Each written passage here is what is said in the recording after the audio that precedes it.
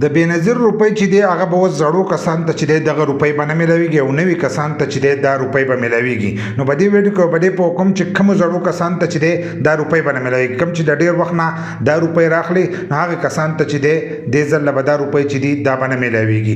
دغه شانتې کم نوي کسان چې دي نو هغو ته به دې ځل دا نوی قسط چې دی دا میلاویږي. خو د هغې لپاره به تاسو داسې چل کوئ چې ویډیو به پوره ګورئ، یو لایک شیر کمنټ چې دی ویډیو له به لازم ورکوئ. بل دا ویډیو معلوماتي او د غریبانو دپاره نو تاسو راخلئ او مخکې شیر کوئ او دا کار چې دی دا پرې دی په دې باندې چې دی روپۍ نه راځي. بل لا چې زه ستاسو دپاره داسې معلومات راوړم نو دا لایک شیر کمنټ چې دی دا پرې دی نو دا چې دی دې ویډیو له لازم ورکوئ. نو کم کسان چې د ډېر وخت نه دا روپۍ راخلي نو هغو ته به یو میسج راغلی د رجسټریشن چې تاسو خپل رجسټریشن چې دی دا وکئ. که کومو کسانو رجسټریشن نه کړی نو هغو ته خو به الریډي چې دی روپۍ چې دی دا به نه میلاویږي. خو ځینې کسانو به دې کې رجسټریشن کړی هغه اکثر زمانه بهر هم تپوس کوي چې موږ ته به دا روپۍ میلاویږي که نه میلاویږي. نو په هغې کې به هم ځینې کسانو ته چې دی دا روپۍ به میلاویږي او ځینو ته به نه میلاویږي. خو بله دا خبره چې زموږ په یوټیوب چینل مظلومیار سپیک په یوټیوب کې سرچ کړو زموږ د یوټیوب چینل به راته راشي، هلته کې تاسو خپل اهلیت او روپۍ چې دی دا چک کولی شئ. هلته به لاړ شئ نو تاسو به اول خپل اهلیت چک کوئ، بیا به د هغې نه وروسته چې کله روپۍ ستاسو په اکاونټونو کې جمع شي نو روپۍ چې دی هغه به تاسو ته هم شو کوي. کومو کسانو هغه چې اوس راغلي نو هغو ته به هم هلته کې ښایي چې ستاسو دومره روپۍ چې دي دا په اکاونټ کې جمع شوي دي. نو کومو کسانو چې رجسټریشن کړی زړو کسانو رجسټریشن کړی نو په هغې کې به هم ځینې کسانو ته چې دی دا روپۍ به نه میلاویږي.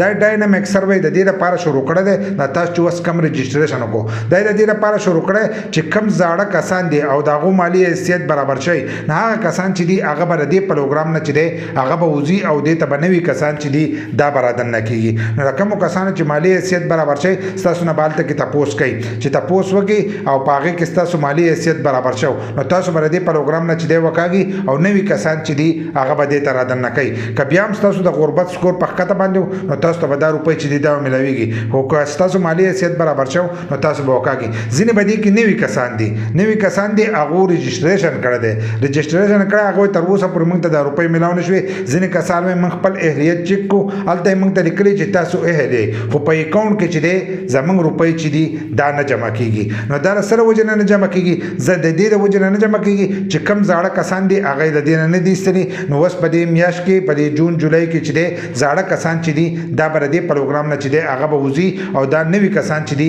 دا به رادننه کېږي. بل لا چې به دې جون په میاشت کې چې کم بجټ وځي نو به دې کې چې دی جدا روپۍ چې دي دا به تاسو له وکاږي. نو هغه روپۍ چې دي د هغې په تور باندې به تاسو دې ته وردننه کېږي او تاسو ته په راروان کس کې چې دی دا روپۍ چې دی دا به میلاویږي.